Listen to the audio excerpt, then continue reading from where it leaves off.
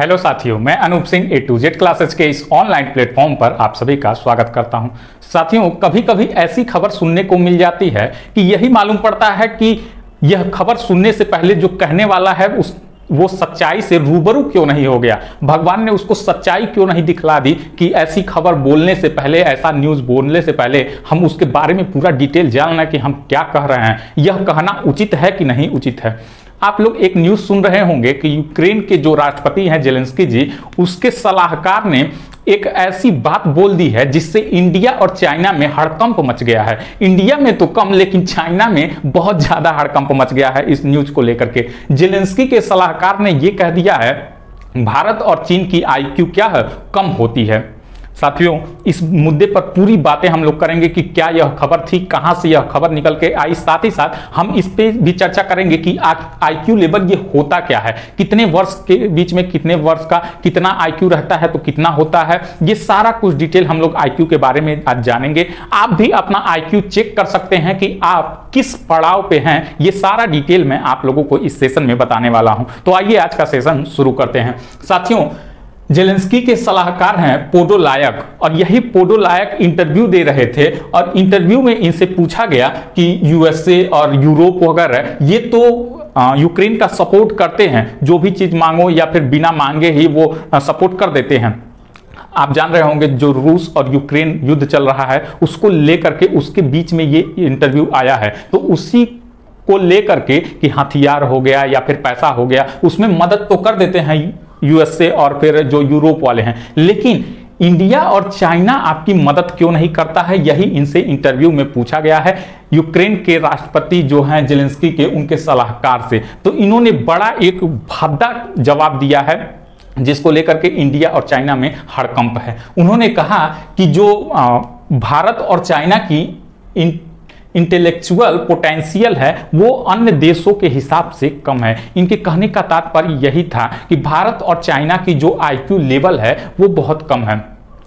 आप लोगों ने देखा होगा जो G20 समिट था उसमें 4 बार जिक्र यूक्रेन का भी आया था। G20 समिट हम लोगों ने बहुत अच्छे से डिक्लेरेशन करा लिया, सर्वसम्मत से डिक्लेरेशन करा लिया। इसी को लेकर के यूक्रेन नाराज है कि इतने बड़े मुद्दे को रसिया को भारत ने कुछ नहीं कहा और G20 इतने सफल तरीके से सब कुछ बीत गया, लेकिन रूस और यूक्रेन युद्ध का कहीं नामो निशान नहीं आया। तो ये किस प्रकार का G20 है जहां पूरी दुनिया इसको सफल बता रही है, हमारे हिसाब से यह एक बहुत ही घटिया और असफल बैठक रही है, समिट रही है। ये इनके द्वारा ये कहा गया वचन है, कथन है, ये है। भारत में तो इस न्यूज से कम हड़कंप मचा, चीन में तो बवाल है। चीन की पूरी मीडिया में हड़कंप मचा हुआ है। पूरे न्यूज में यही चर्चाएं चली रही हैं कि ये कैसे कह दिए, क्या है इनके पास, छोटा सा तो देश है, क्यों हमसे ये इतने बड़े देश से तुलना कर रहे हैं। एक है ग्लोबल टाइम्स के राइटर हैं हू जिजिन ने ये कहा है ट्वीट करके, अच्छा ये बताइए कि आपके पास है क्या। जीडीपी में देख लीजिए वहां भी हम आगे हैं, मून मिशन देख लीजिए, चांद तक पहुंचने की देख लीजिए, वहां भी हम आगे हैं। यहां पे इन्होंने इंडिया और चाइना दोनों को लिया है।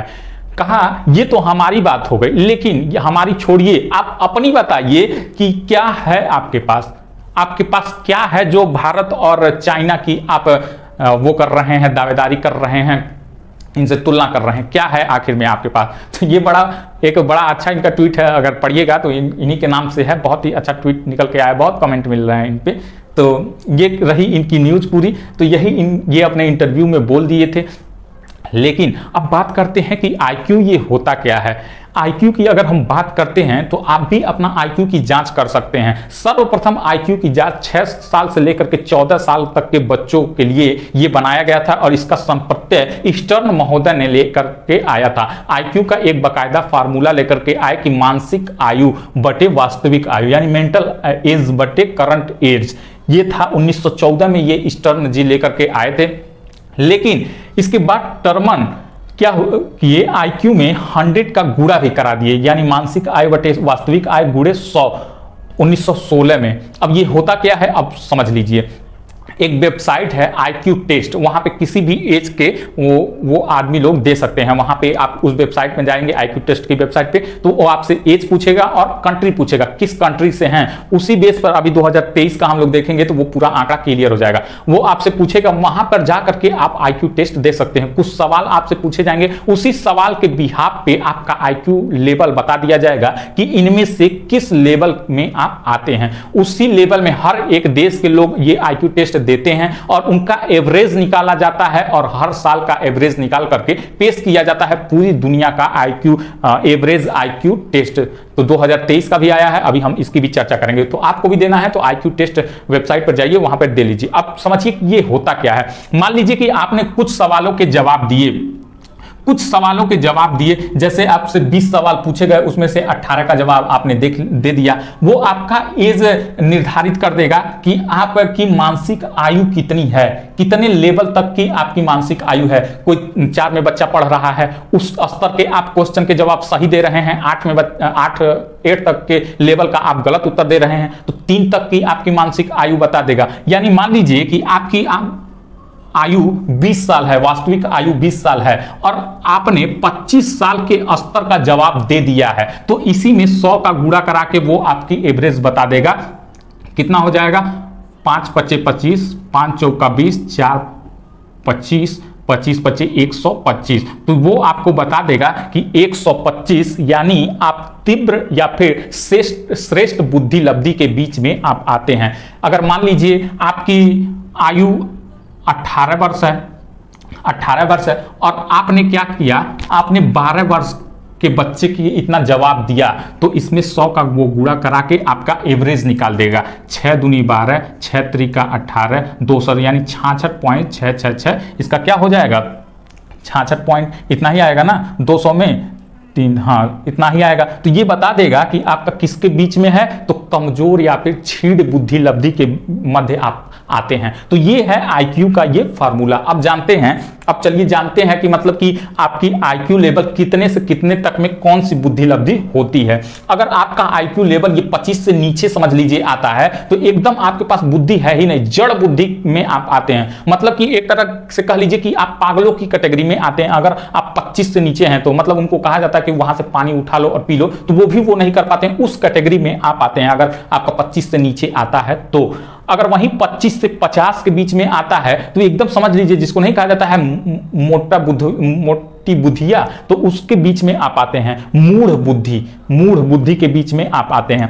वहीं 50 से 60 के बीच में आता है तो आपको मूर्ख समझा जाता है, मूर्ख बुद्धि लब्धि के स्तर पे आप हैं। 60 से 69 तक आते हैं तो कमजोर या फिर क्षीण बुद्धि के स्तर तक का आपका दिमाग है। वहीं 70 से 79 तो समझ लीजिए औसत से जो नीचे है उस स्तर तक का आपका दिमाग है।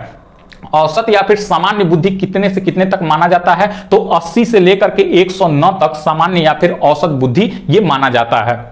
110 से लेकर के 119 तक सामान्य से थोड़ा ऊपर माना जाता है और वहीं 120 से 129 तक तीव्र या फिर श्रेष्ठ माना जाता है। 130 से 139 तक अति तीव्र माना जाता है। वहीं अगर आपकी बुद्धि लब्धि 140 से ऊपर आती है तो आपको प्रतिभाशाली माना जाता है, जिसमें स्वामी विवेकानंद आ जाते हैं, जिसमें बुद्ध जी आ जाते हैं। ये सब किसमें आते हैं, तो ये सब आइंस्टीन वगैरह, ये सब वैज्ञानिक वगैरह, ये सब कितने आते हैं 140 के ऊपर। जितने भी वैज्ञानिक हैं उनका IQ लेवल कितना होता है 130 से ऊपर ही होता है। 120 130 से ऊपर 140 तक की इनकी IQ लेवल होती है। जो भी चाहे इसरो में बैठे हैं, चाहे DRDO में बैठे हैं, चाहे नासा में बैठे हैं, तो ये सब इतनी प्रतिभाशाली होते हैं सभी वैज्ञानिक। सबका टेस्ट कर लीजिए। तो आपको भी अगर ये टेस्ट देना है तो संभल के जाइएगा, थोड़ा मुंह हाथ धो करके आराम से जाइएगा, क्योंकि ये जो औसत निकलता है ना, उसी के बेस पे हम अभी बात करने वाले हैं कि किस देश का कौन सा स्तर है। तो आपको भी अगर देना है IQ टेस्ट तो आराम से धैर्य रख करके क्वेश्चनों का जवाब दीजिएगा, क्योंकि वो औसत फिर निकल आता है। अगर आप गलत जवाब देंगे तो औसत हमारा क्या हो जाएगा, डाउन हो जाएगा। अभी तो वैसे ही हमारा औसत थोड़ा सा बहुत डाउन है। अब आइए बात करते हैं 2023 में ये कितना औसत रहा पूरे देशों का। तो फर्स्ट पे रहा है जापान, जिसका IQ लेवल आया है औसत 108.14। लगभग 1.5 लाख लोगों ने इस पे IQ टेस्ट दिया था और इनकी औसत आई। मतलब पूरे विश्व में सबसे ज्यादा बुद्धि लब्धि किसकी है, तो जापान वालों की है। वहीं 27वें नंबर पे कौन है, तो 27वें नंबर पे है इंडिया, जिसकी बुद्धि लब्धि कितनी औसत आयु है, तो ये है 99.3। और वहीं यूक्रेन की बात करते हैं तो ये है 82 नंबर पे। सोचिए 82 नंबर पे, पाकिस्तान से भी 2 नीचे है। पाकिस्तान का 80 है, इसका 82 है, 94.78 इसकी आईक्यू लेवल है। हालांकि ये सब किसमें आएंगे, सामान्य और एवरेज में ही आएंगे, लेकिन फिर भी भारत से क्या है, नीचे है। इसको सच्चाई से रूबरू होना चाहिए कि 2023 का आंकड़ा आ गया था, लेकिन हमने इसको देखा नहीं, हमने झूठ में ये कमेंट कर दिया और इंडिया और चाइना में बवाल मचवा दिया। इनको ये समझना चाहिए, ये आंकड़ा देखना चाहिए, पढ़ना चाहिए, और इसी साल का नहीं, हर एक साल का देखना चाहिए। तो साथियों, ये थी पूरी कहानी। अगर आप लोगों को यह वीडियो अच्छी लगी हो तो वीडियो को लाइक करिएगा, शेयर करिएगा, और जो लोग चैनल से नए जुड़े हुए हैं चैनल को सब्सक्राइब कर लेंगे। धन्यवाद साथियों।